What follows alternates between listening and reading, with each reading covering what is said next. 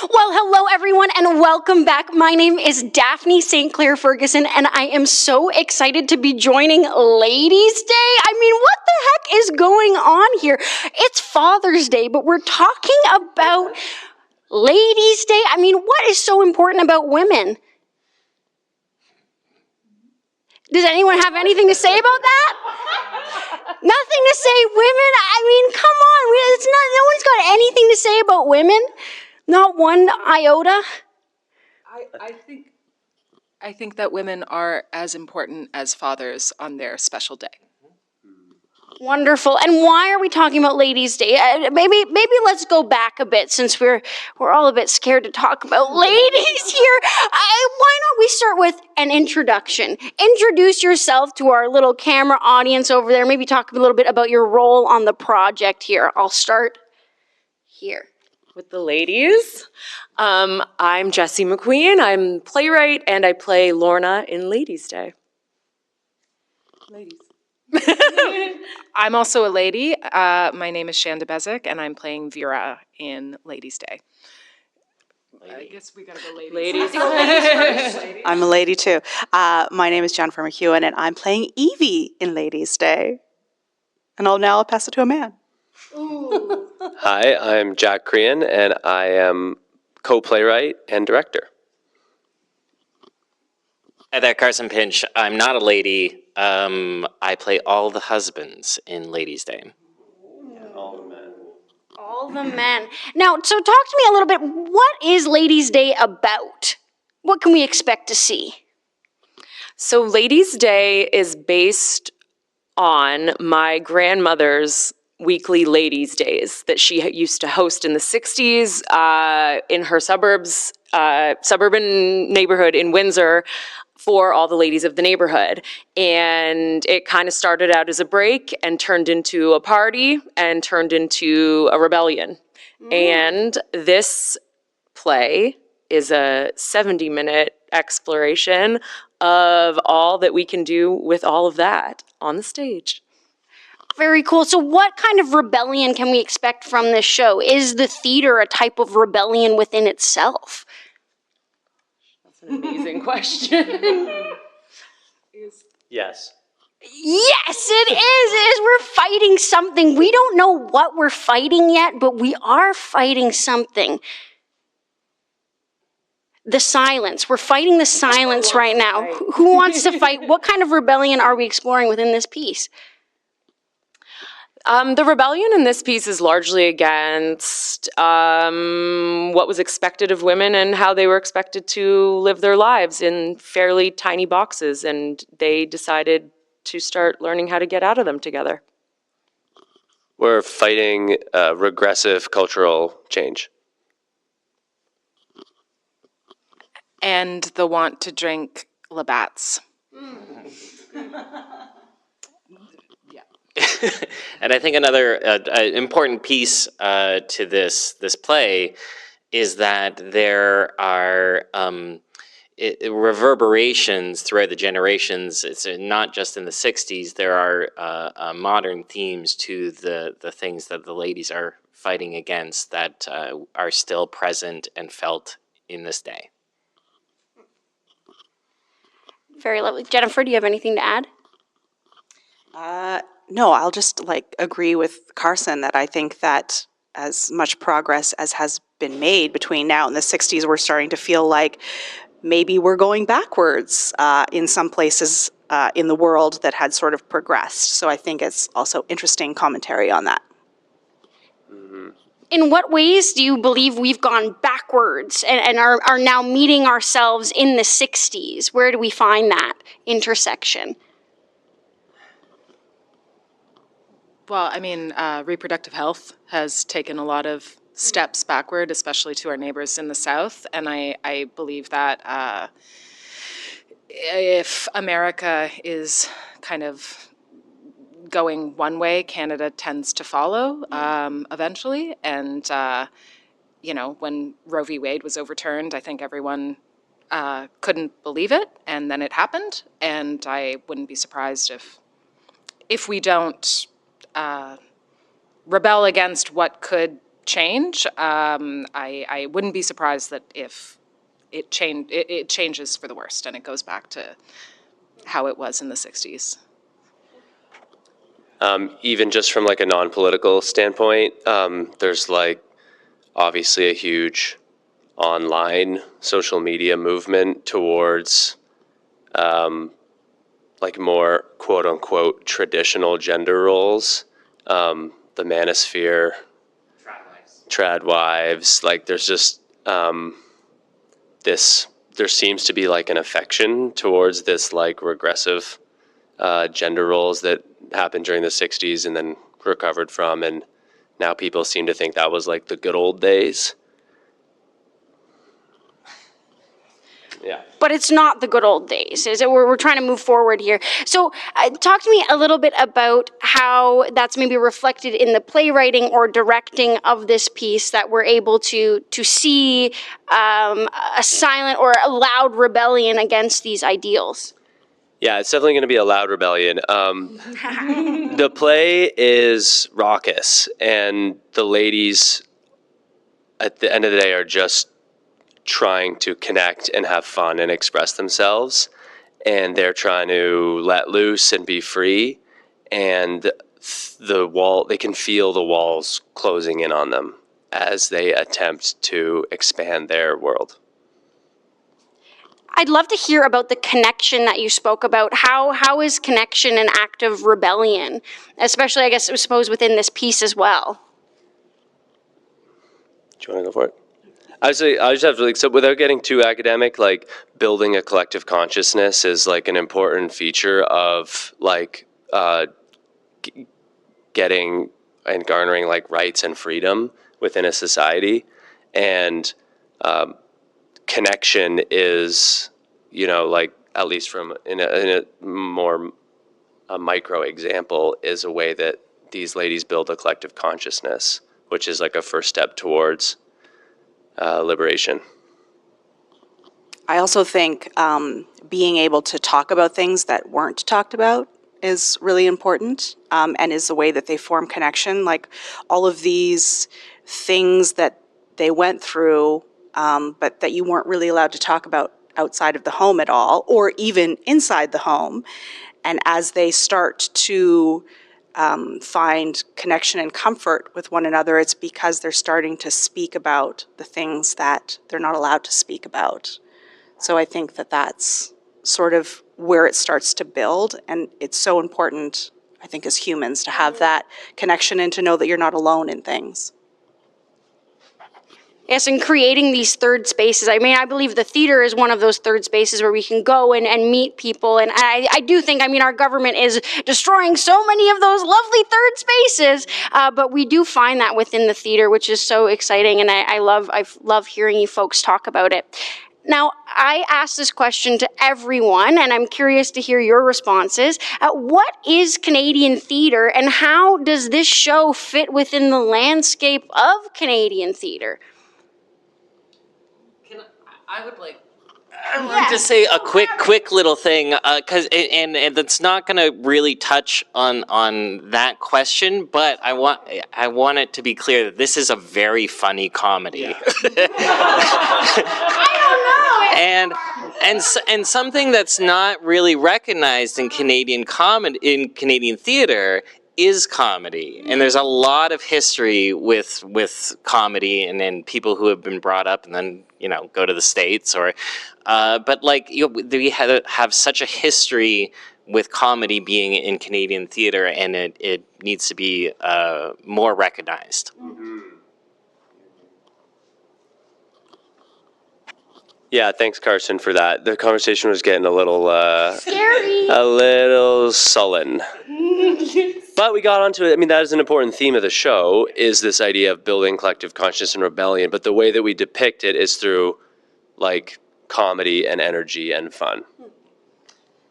Yeah, I think, and thank you. That's so awesome that you brought that up, because it is, but a large part of what they were, the rebellion that these women found was joy.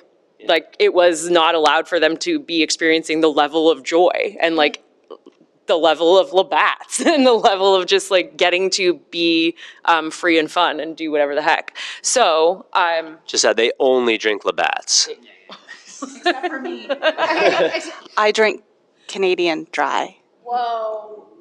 Otherwise known as Canada Dry. Canadian Dry. But I think Canadian theater is there is such a unique and like Canadianness to our theater, and sometimes we spend a lot of time and energy trying to emulate other places, and namely our neighbors to the south. And it's one of the places where I feel like we embrace the most that we are our own. We are our own place and our own identity and have our own stories to tell. And I think this is really one of them. We are explicitly in Canada, in a Canadian space, and I'm so excited to get to embrace that and like refer openly to places that people outside of Canada might not even know. And I think that it's more, I'm sure this has been said over decades and decades, but I truly believe right now, like, it's more important than ever to be like, we are Canadian and we are telling our own stories. Wonderful. We were just speaking with someone the other day about how Canadian theater is all about the hyper locality of the location. So how, I mean, you touched on it a little bit, but where is this set, and how is that important to the progression of this piece? Yeah, this play is set in a suburban neighborhood in Windsor, Ontario. So it's specifically in Windsor, but we talk about Oshawa. We moved to London, Ontario. We are talking about what it is to be in different parts of the province. And I think every single reference to anything sort of like Labatt's is explicitly a Canadian thing, and it really roots us in this being a Canadian story. Anyone else on Canadian theater while we're here? Support it. Support it. Support Canadian theater. Come see Ladies Day. Now, I do have to ask, so you're directing this show. Mm-hmm. You're not a lady. No. So what's going on there? What's going on there? No, we were concerned about that as well, but we thought, I mean, this isn't why I'm directing it, but we thought at least one benefit would be that we don't want this to like come across as a show that's just for women either. Mm-hmm. Like, I think men will enjoy the show very much, just as much as women. And I think, say, balancing out the room a little bit with a male director won't hurt in that objective. I think something that has been so successfully done with this show and the way it's written is that it's not a story just for women, and you really see how the structures that were so present, a couple decades ago, are still present today, and everybody suffers from them. It's not just like it's the systems that are bad. And also it is funny, I swear. I swear it's really funny. And working on this piece, like even just today we were in the hall, like I haven't laughed so much in this rehearsal room, like with these women that I've been working with and husbands and Jack in a long time. And I think that thing that we're kind of building naturally in the work, that will be in the show. Mm. And there's nothing more contagious than watching a bunch of people who like really like each other. Mm. Yeah.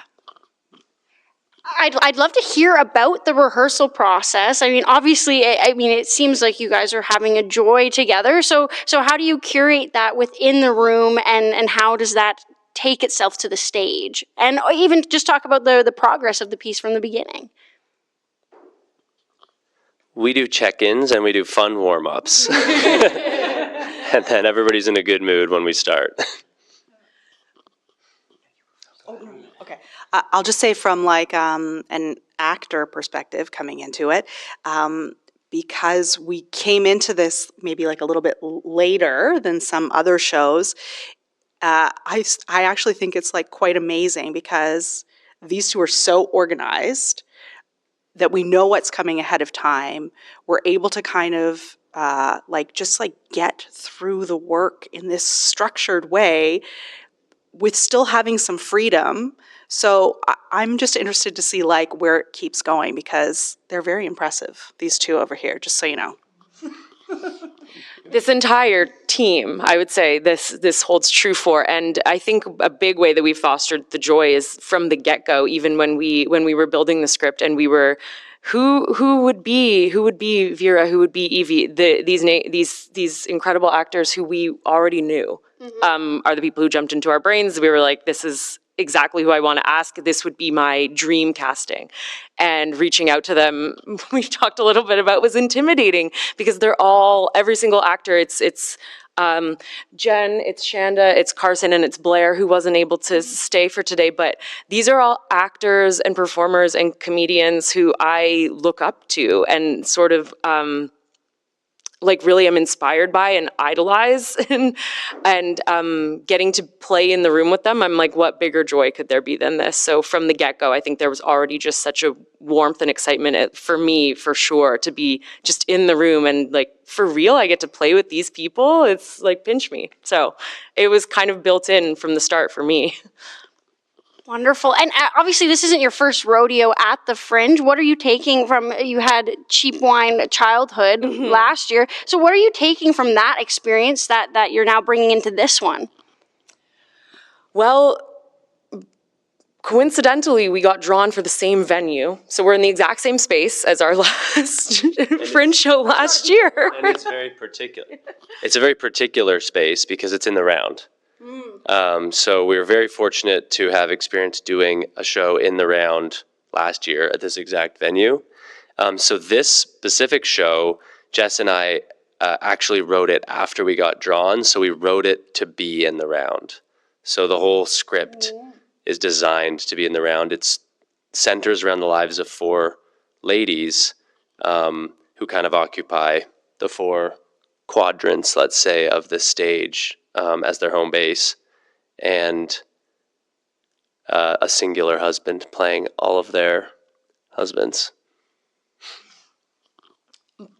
And on top of that, I think just having done Fringe teaches you so much about doing Fringe. Like just having experienced it. Even last year when we did Cheap Wine, I had been just an actor on a show a couple years ago. And even from that, I was like, I feel like I know so much more. It's just the more you do it, the more you get your feet wet, the more suddenly you're like, maybe I can do this thing that seems impossibly hard. Maybe I do have the ability to pull this off. And I remember at the end of Fringe last year being like, I don't think I could ever do that again. And getting drawn this year, I was like, well, I entered the lottery. Obviously, I intended to do this again. I guess we're doing it again.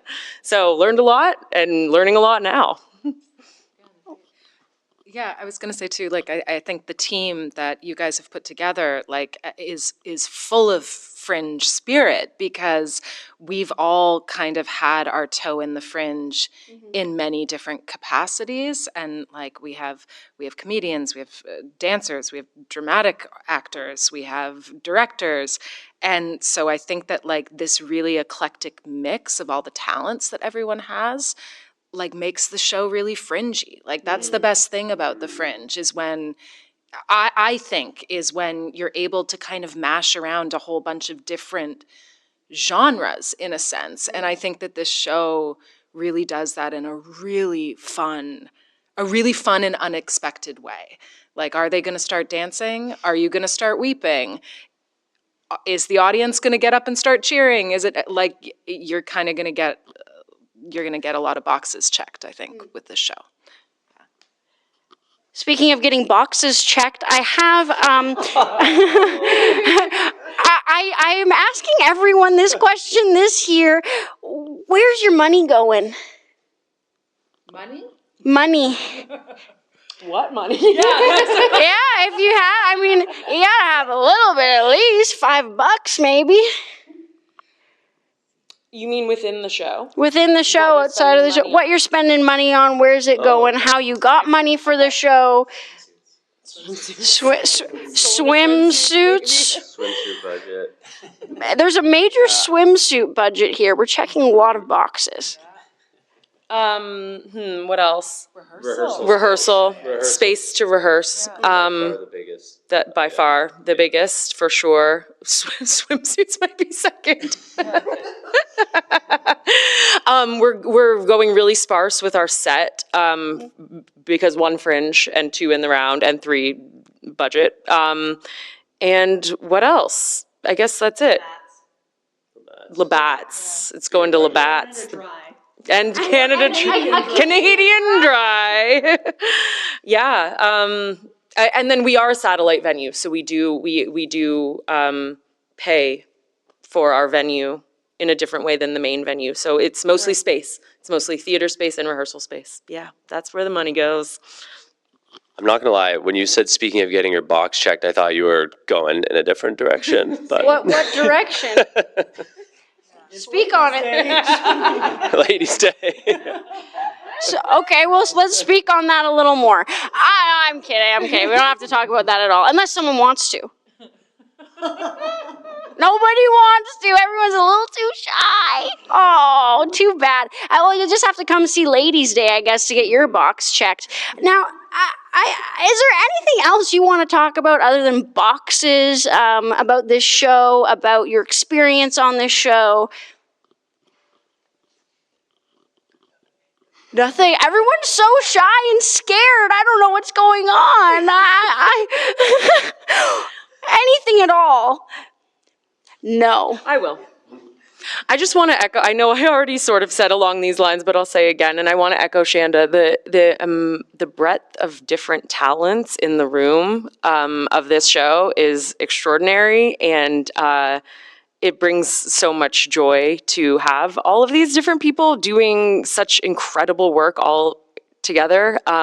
Shanda is our incredible movement director. So there is, as she was speaking a little bit about, going to be a great deal of movement. Sometimes we're dancing, sometimes we're singing, sometimes we're laughing, and sometimes we're crying. And that all exists in the world of this show. And the fact that all of the people can embody that so fully and beautifully has been, extraordinary. And I feel so fortunate. And we're grateful that you wanted to come chat with us. Course. No, well, that sparked my interest. I'd love to hear about your movement direction, how you do that in the round, and what that might look like.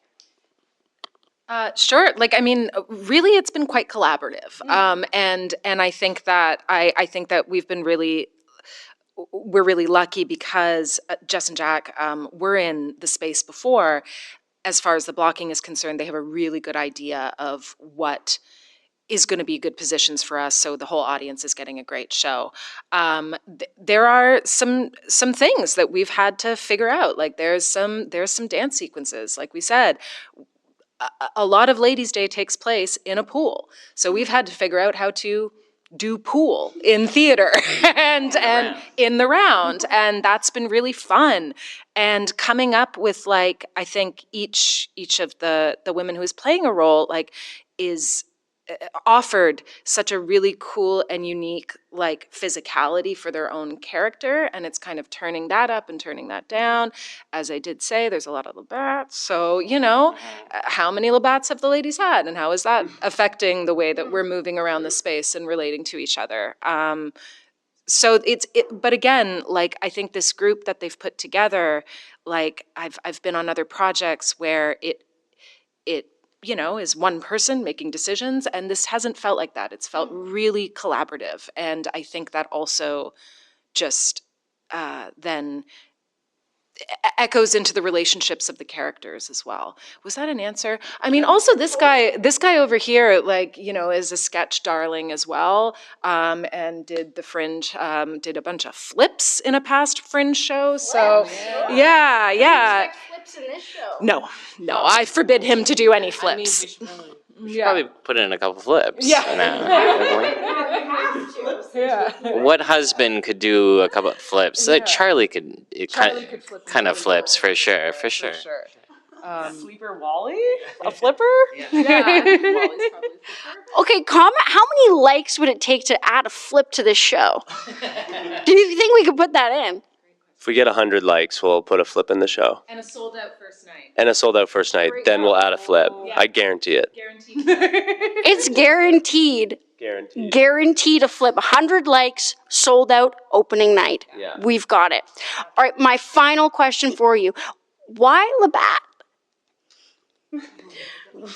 The Labatt's is just true. Like, Jessa Jess's grandmother only drank Labatt's. Amazing. She loved it. Labatt 50, right?